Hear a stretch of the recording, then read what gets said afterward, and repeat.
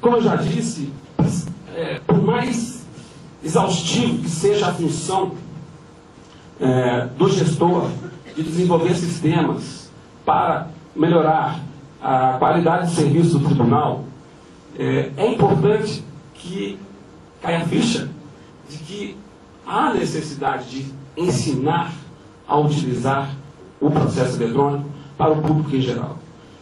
Os computadores são ótimas máquinas para educar e estão sendo subutilizadas. Então, repito, o exemplo da Justiça Federal de Santa Catarina de criar um tutorial, de um cursinho de ensino à distância gratuito, é fantástico e deveria ser replicado para esse fim. Alguns pontos controversos. Nenhum tribunal ainda regulamentou de forma circunstanciada como é que o advogado vai fazer prova quando o sistema se tornar indisponível. Ninguém sabe. Ou seja, a situação na prática é a seguinte: deu um apagão, como aconteceu outro dia na internet em São Paulo, temos que esperar o tribunal baixar uma portaria para poder dizer que os prazos estão cancelados e, consequentemente, então, deverão ser contados a partir do dia que se restabeleceu o sistema. Mas se um advogado eventualmente estiver fazendo uma pesquisa e o site estiver fora do ar, como é que ele faz essa prova? Ninguém explica. E todo mundo quer saber. Então é preciso que a gente encontre soluções. No grupo de regulamentação, por exemplo, da Lei 11.419, nós já tínhamos uma sugestão boa para isso, que seria fazer com que os sites publicassem no dia seguinte o período de interrupção, para que ficasse registrado que o prazo poderia ser prorrogado. Enfim, ainda é um assunto que não foi tratado com a devida profundidade. Um outro aspecto também bastante polêmico, que precisa ser bem elaborado, é a questão do acesso aos documentos juntados ao processo eletrônico. Saber quem tem acesso à íntegra desses documentos. Isso porque nós tivemos recentemente uma situação que nós acompanhamos junto ao CNJ, que o CNJ baixou uma normatização no sentido de dizer somente as partes cadastradas no processo que poderão ter acesso à íntegra do processo. Depois, isso baixou o enunciado número 11, depois esse enunciado foi cassado. Foi cassado porque existe um dispositivo do Estatuto da Advocacia que o processo é público. Daí todas as pessoas podem ter acesso à íntegra do processo.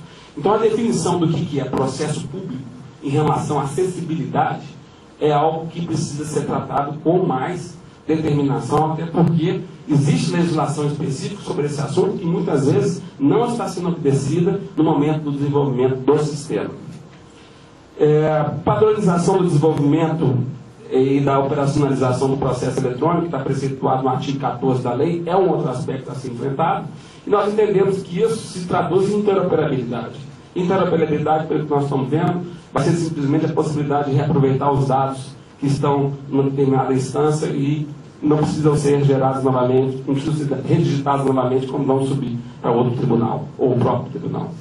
Então, eu não tenho assim, a utopia de imaginar que nós vamos ter um sistema único, até porque, do meu ponto de vista, isso não acontece em razão da autonomia orçamentária de cada tribunal, o que impede. Nós vamos ter que mudar o sistema do Estado brasileiro em relação ao orçamento para poder chegar a essa possibilidade de ter um sistema único. Nós vamos ter grupos padronizados que demandam, que estão vinculados a uma determinada autonomia orçamentária. Limites de poder regulamentar é um aspecto também polêmico, que ainda está pendente também na ADIM 3880, que é o artigo 18, né, que nem sempre esperava-se, por exemplo, que a lei, depois que foi aprovada em dezembro, 3 meses seria tempo suficiente, que era vacatio legis, seria tempo suficiente para poder normatizar. Só que isso foi um absurdo, porque ninguém ia desenvolver esse sistema em 3 meses, muito menos para poder conseguir normatizar. Então, só que essa situação de normatização não está sendo totalmente vinculada às soluções que estão sendo criadas. E um outro aspecto que chama a atenção é que na lei existe um dispositivo que fala que o documento, depois de digitalizado, ele pode ser destruído, principalmente em questão dos mandados. E recentemente, numa palestra com o juiz Álvaro Charlin, secretário-geral do CNJ em São Paulo, ele levantou um ponto que me chamou a atenção, que, segundo ele, por se tratar de documentos públicos, esses documentos jamais poderiam ser inutilizados, que deveriam ser arquivados.